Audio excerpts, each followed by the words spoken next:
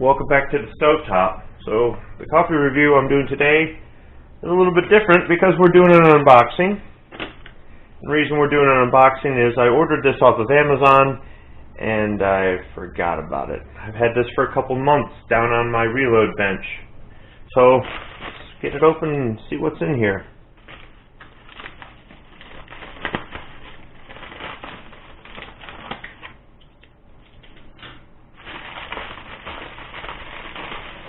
You can see they shipped it in the padded pack here, and then wrapped it in bubble wrap. Packing slip. Let's go ahead and get this open.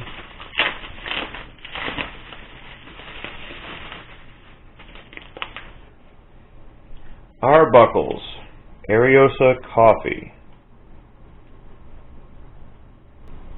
So I stopped the camera so I could take a couple pictures to use as a thumbnail, maybe.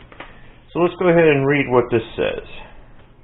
So it's Arbuckles Ariosa Coffee, roasted fresh daily, from Tucson, Arizona.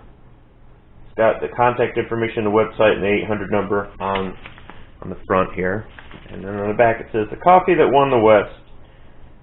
During Roundup, a 3 to 5 gallon coffee pot carried by Cookie on the chuck wagon. He would fill the pot 2/3 with fresh cold water, set it on the coals or hang it over an open fire to bring the water to a rolling boil. Then Cookie would dump in a pound of Ariosa, of ground Ariosa. The pot was allowed to slow boil by the fire's edge for 3 to 5 minutes according to the Cook's Custom, the ground. Hey, you're going to forgive my reading skills. The Cook's Custom, the ground at the top of the brew were settled by a dash of cold water or a handful of crushed eggshells. Over 100 years ago, chuck wagons, ranch cook shacks, and frontier dining rooms were filled with the rich aroma of Arbuckles Ariosa coffee brewing over an open fire or a wood stove. In fact, it's been said that many a cowboy never knew any other kind of coffee other than the legendary Arbuckles. John Arbuckle first put sticks of candy in his bags of coffee in the 1870s. He considered it another simple premium, but chuck wagon cooks soon used it as an incentive to persuade the trail-toughened cowboys to ground the next day's supply of Ariosa coffee beans or some other tiresome chore. One order for a roundup in Texas during 1878 contained a list of 4 cases, or literally 400 pounds, of Arbuckles Ariosa coffee. Now you can once again enjoy the full-bodied, aromatic, and bold taste of Arbuckles Ariosa, the coffee that won the West. So brew up a pot of Arbuckles Ariosa, partner, and enjoy the sunrise. Living the legend since 1864. Okay, so there's a little bit of a history lesson behind this coffee. Let's go ahead and open it up. There is a use by on here, and it says used by January 16th, 2020. So there's a seal right here. Let's go ahead and open that. And there's little tabs here. There we go.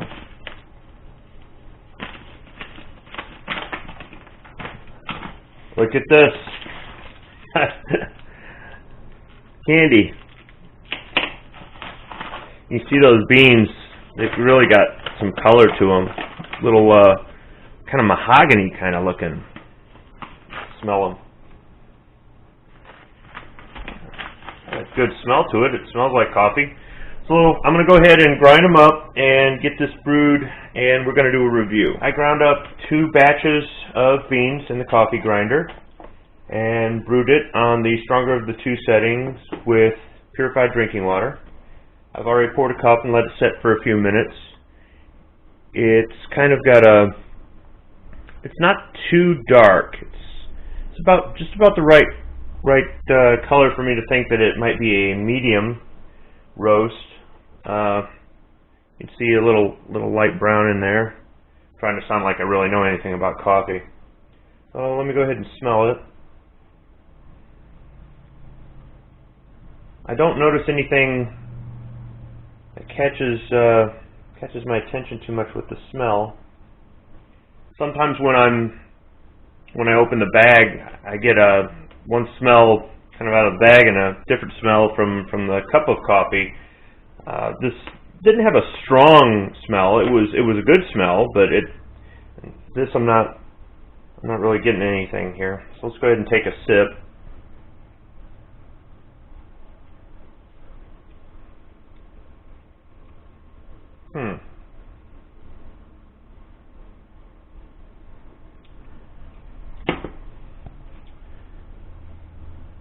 Not bad. It's different. If this is the way coffee tasted in the 19th century, I could see why they'd have to put the candy in there. There's no sugar in this. There's no cream. There's nothing. It's not bad. It's just,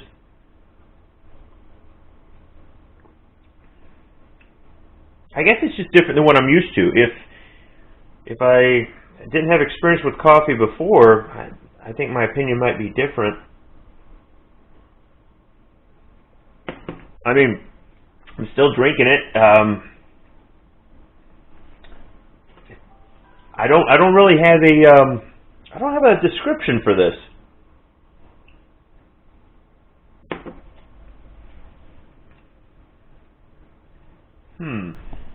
Let me pour some more. I know this has taken a while. I want to try to give this a fair review because I'm kind of looking at this as a historically accurate coffee for the 19th century, and I love history, and especially that era in history and the Old West. And I mean, if this is what it tastes like to them, then that's kind of what I'm buying it for.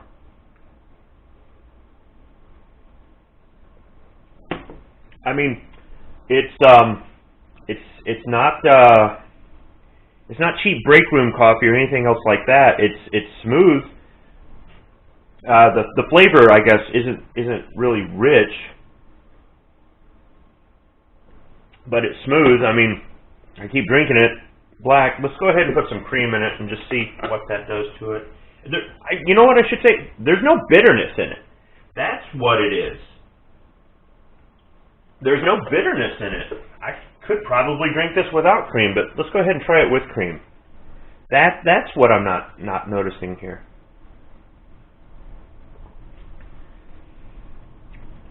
Yeah, I can taste the cream. It's not doing what I normally have it in there for the bitterness and to cool it off just a little bit. And I can taste the cream over the coffee.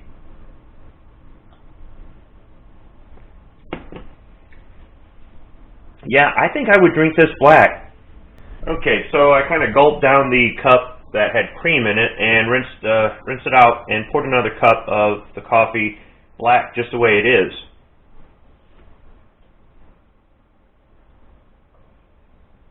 It's a little hot. I need to let it cool off, but there's no bitterness in this.